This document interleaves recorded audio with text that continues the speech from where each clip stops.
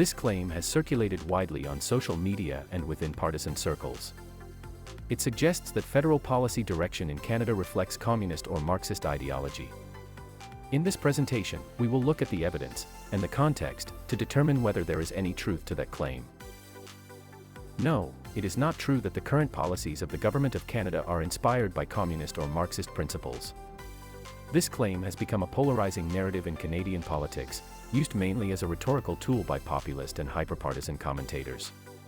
Canada's government operates within a liberal democratic, market-based system, where private ownership, free enterprise, and parliamentary accountability remain at the core of national governance. The idea that Canada's government is Marxist or communist has grown mainly through online political spaces. These accusations often target mainstream policies such as carbon pricing, healthcare funding, and clean energy investment, which involve government participation in the economy. This rhetoric intensified after the pandemic, when Ottawa expanded programs for income support, housing, and green innovation. Critics began calling these actions socialist, even though they reflect Keynesian and social democratic traditions common across Western democracies since the 1940s. In reality, these measures align with modern industrial policy, government working alongside business to attract investment, stimulate innovation, and strengthen competitiveness, not with Marxist collectivism. Canada is a constitutional monarchy and parliamentary democracy, operating under the Westminster model. Power is distributed across federal, provincial, and municipal governments, all accountable through regular, competitive elections.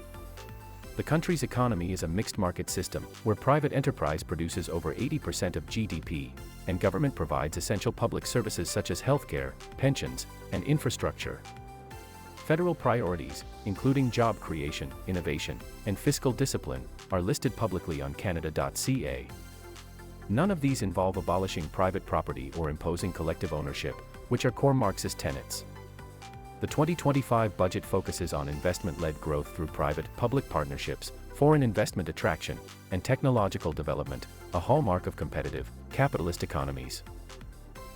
Marxism calls for state ownership of the means of production and the elimination of private property.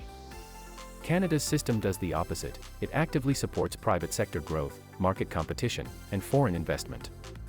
Canada consistently ranks among the world's top destinations for foreign capital and maintains strong property rights under the rule of law. These are incompatible with Marxist economics. Policies that tax corporations, redistribute income, or regulate pollution exist in every democracy, including the United States, Germany, and the UK, and are not evidence of communism. In Canadian politics, the use of Marxist labels is a partisan communication strategy, aimed at stoking anger over affordability and government intervention, not describing real policy foundations.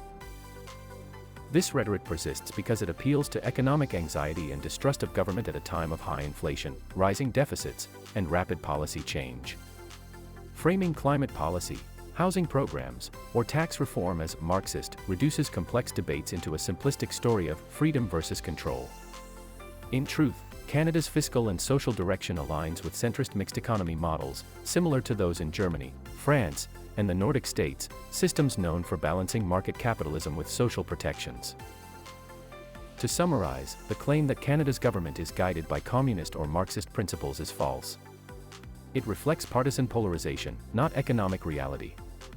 Canada remains a capitalist democracy, with open markets, private ownership, and transparent regulation. While the state plays a role in investment and redistribution, its purpose is pragmatic, to maintain competitiveness, fairness, and growth, not ideological transformation. Canada's system is built on practical governance, not political extremism. Government of Canada, 2025. Government priorities. This source confirms the federal policy agenda and its alignment with market-based governance. Parliament of Canada, 2025. Our parliamentary system explains the democratic and constitutional structure that defines Canada's governance model. OECD, 2025. Canada Economic Snapshot provides data on GDP, debt ratios, and economic competitiveness, showing Canada's position among advanced capitalist economies. CD Howe Institute, 2025.